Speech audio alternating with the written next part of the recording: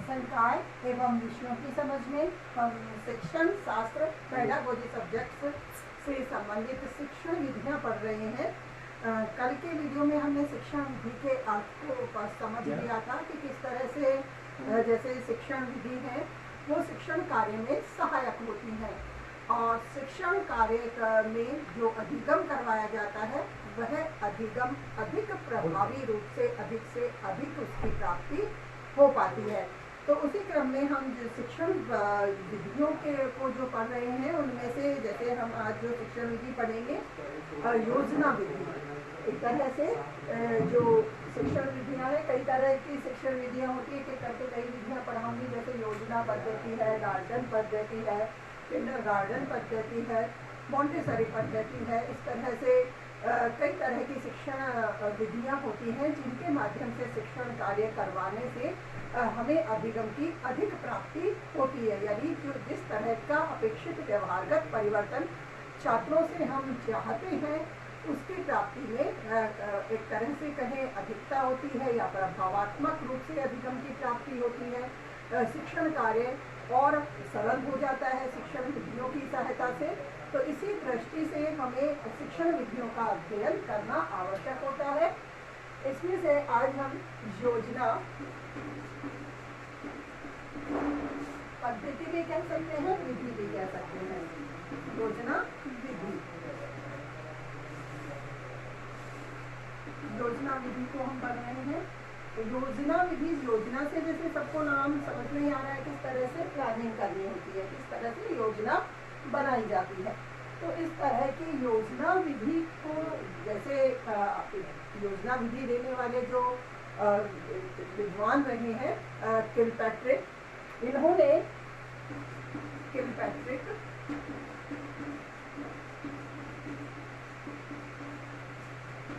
इन्होंने योजना विधि शिक्षण कार्य के लिए प्रदान की है। और किसकी विचारधारा को लेकर इस विधि का आविष्कार किया गया है? जॉन डीवी की।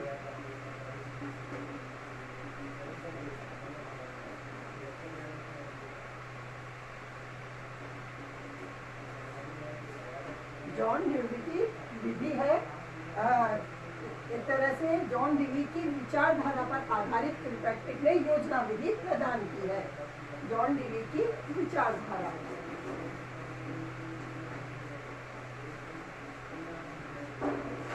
इनकी जो विचारधारा थी वो किससे संबंधित थी? प्रयोजनवाद से संबंधित।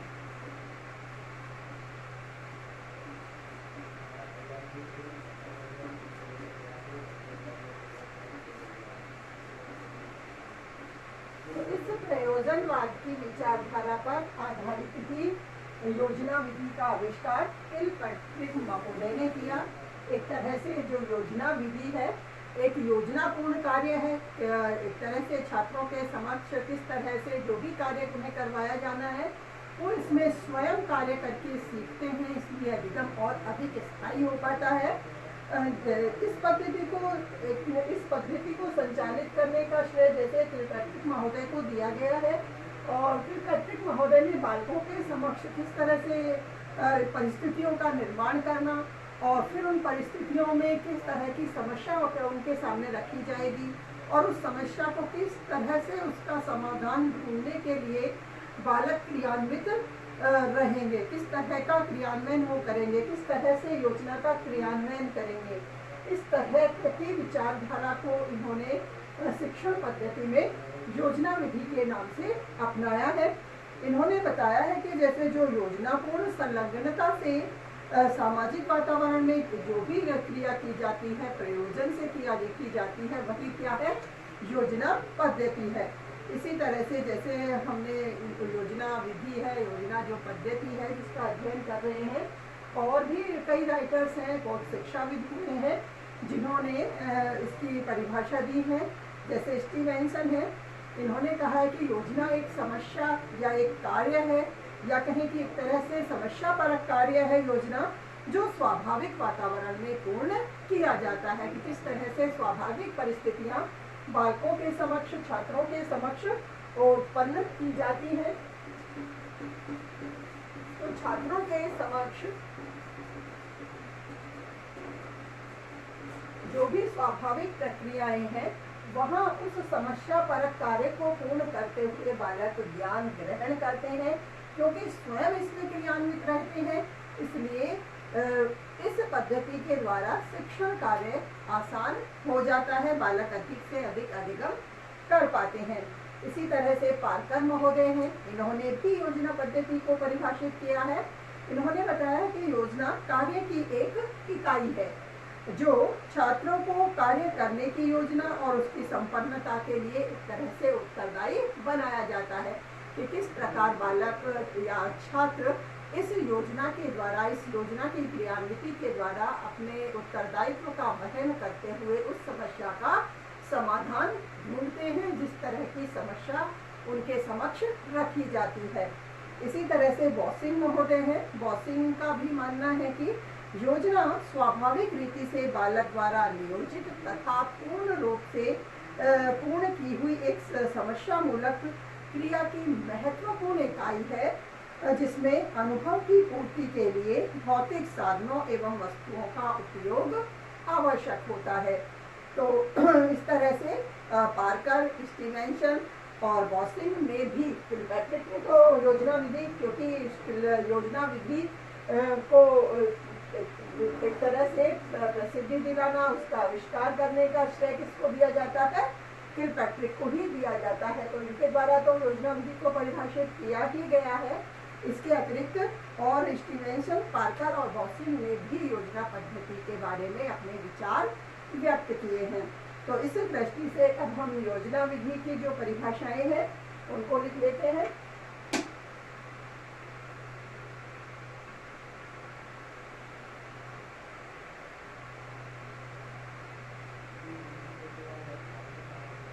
इसमें हमें ये बात ध्यान रखनी है कि इसका के आविष्कारकर्ता या इसको प्रदान करने वाले किलपैट्रिक हैं। और कई बार प्रश्न अलग तरह से पूछ लिया जाता है कि ये योजना पद्धति है तो कौन सी विचारधारा पर आधारित है। तो हम बताएंगे प्रयोजनवाद की विचारधारा पर आधारित है। और प्रयोजनवाद के राइटर का नाम पूछा जाएगा तो किसकी विचारधारा है? वो जॉन डेवी की विचारधारा है। इसी तरह से अब जो इससे संबंधित परिभाषाएं हैं वो हम लिख लेते हैं। योजना विधि की परिभाषाएं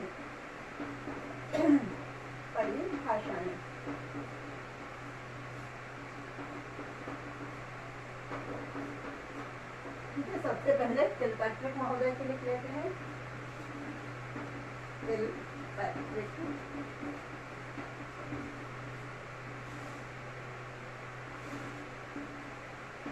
के अनुसार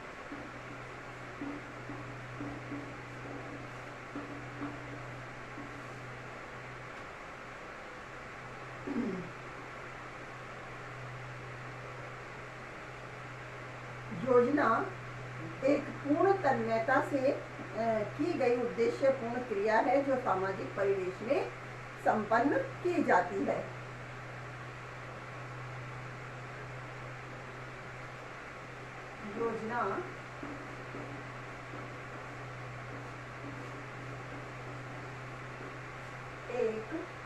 योजना एक पूर्ण तन्मयता से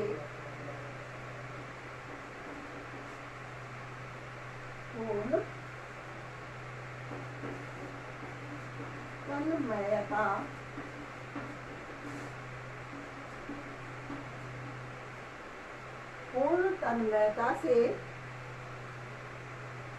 की गई उद्देश्य पूर्ण क्रिया है। की गई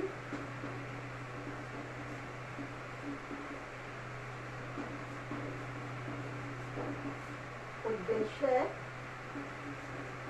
पूर्ण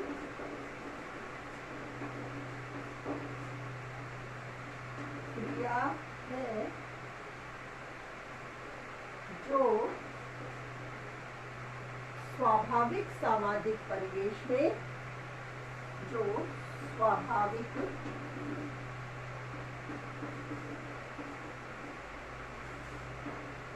सामाजिक परिवेश में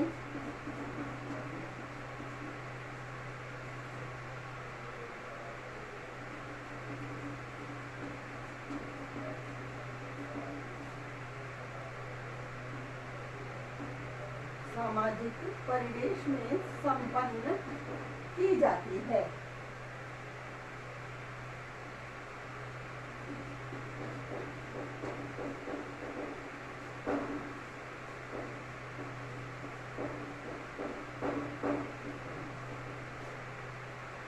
संपन्न की जाती है।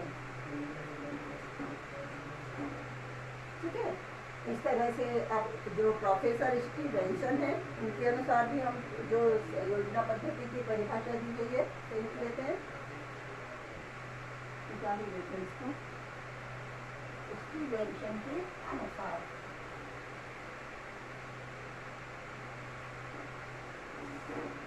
प्रोफेसर स्टीवेंसन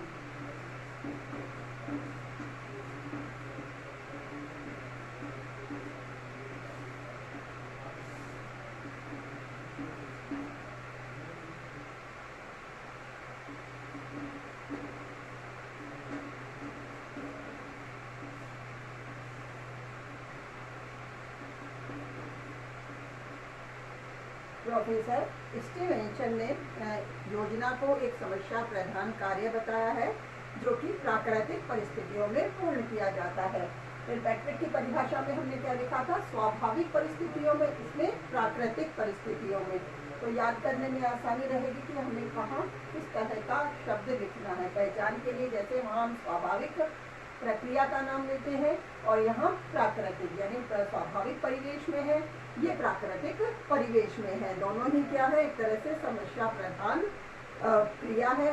उसमें उद्देश्यपूर्ण क्रिया बताया था कि किस तरह से जो क्रिया है उसे संपन्न किया जाता है जो कि स्वाभाविक या प्राकृतिक परिवेश में की जाती है। स्वाभाविक और प्राकृतिक परिवेश में समस्या के समाधान को खोजने से ही बालक अधिक से अधिक सीख पाते हैं, इसीलिए इस विधि का आविष्कार किया गया है। प्रोफेसर स्टीवेंसन के अनुसार जो योजना है एक समस्या प्रधान कार्य है। योजना एक समस्या प्रधान कार्य है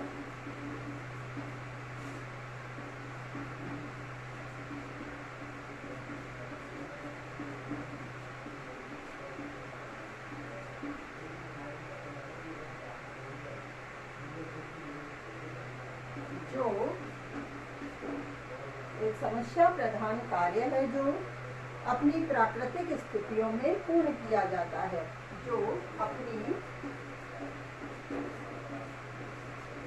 प्राकृतिक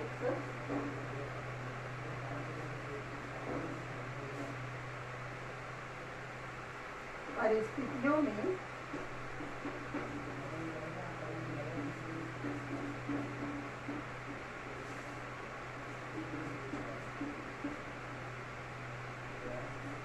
पूर्ण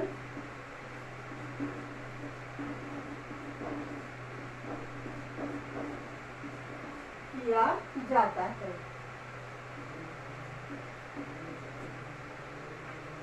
इसी तरह से अब जो पार्कर महोदय हैं इनके अनुसार भी योजना की परिभाषा लिख लेते हैं। तो इन्होंने बताया कि योजना कार्य की एक इकाई है जिसमें छात्रों को कार्य की योजना और उसकी संपन्नता के लिए उत्तरदायी बनाया जाता है। पार्कर के मतानुसार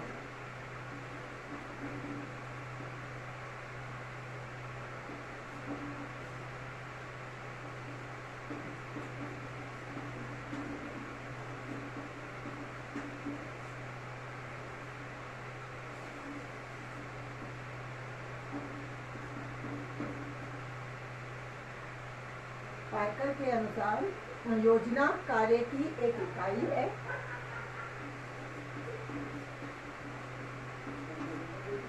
योजना कार्य की एक इकाई है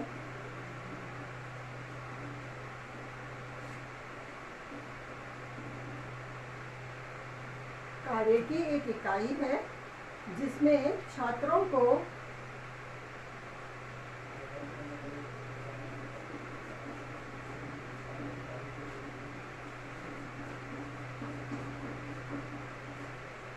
जिसमें छात्रों को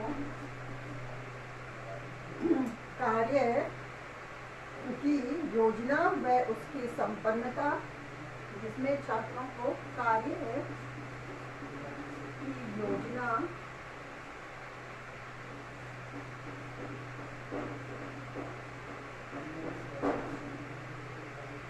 व उसकी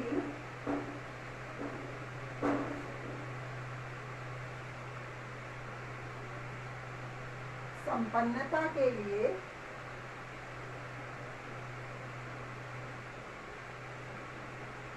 व उसकी संपन्नता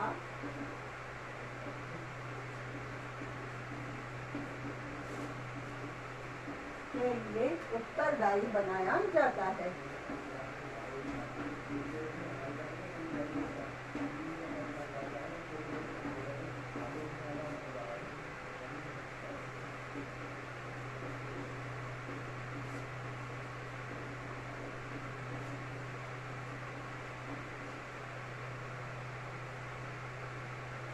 बॉसिल महोदय के अनुसार भी हम इसकी परिभाषा लिख लेते हैं।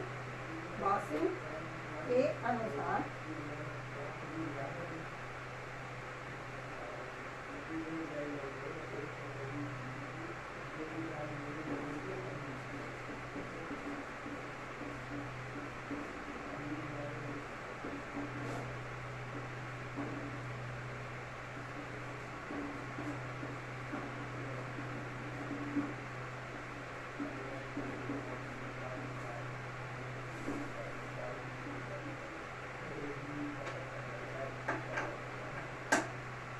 बासिल के अनुसार योजना स्वाभाविक रीति से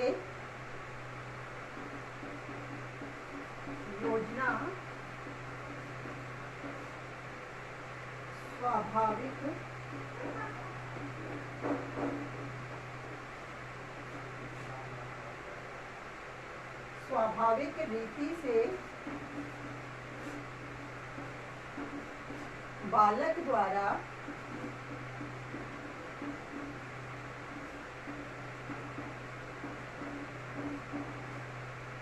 योजना स्वाभाविक रीति से बालक द्वारा नियोजित तथा पूर्ण की हुई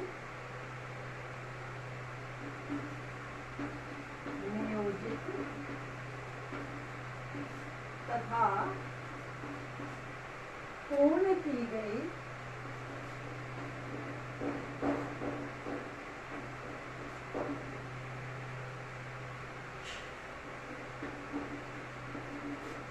नियोजित तथा पूर्ण की गई समस्या मूलक क्रिया की महत्वपूर्ण इकाई है। की गई समस्या मूलक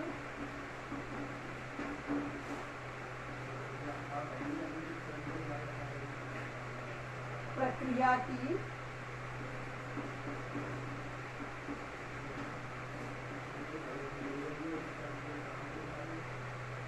महत्वपूर्ण इकाई है।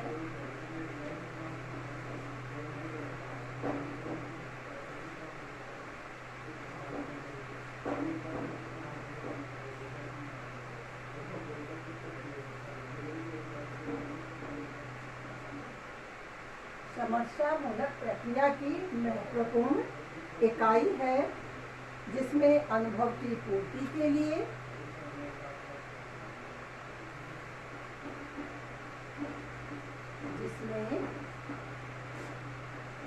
अनुभव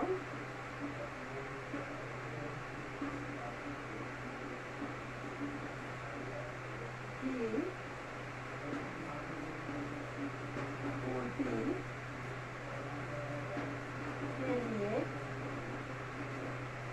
जिसमें अनुभव की पूर्ति के लिए भौतिक साधनों तथा वस्तुओं का उपयोग आवश्यक है।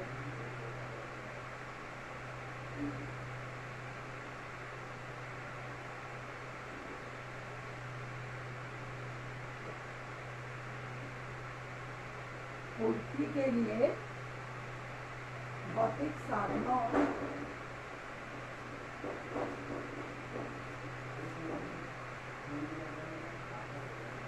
साधनों तथा वस्तुओं का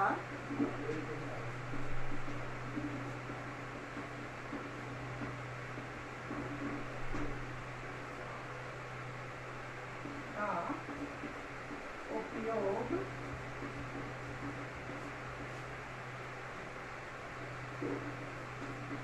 आवश्यक है।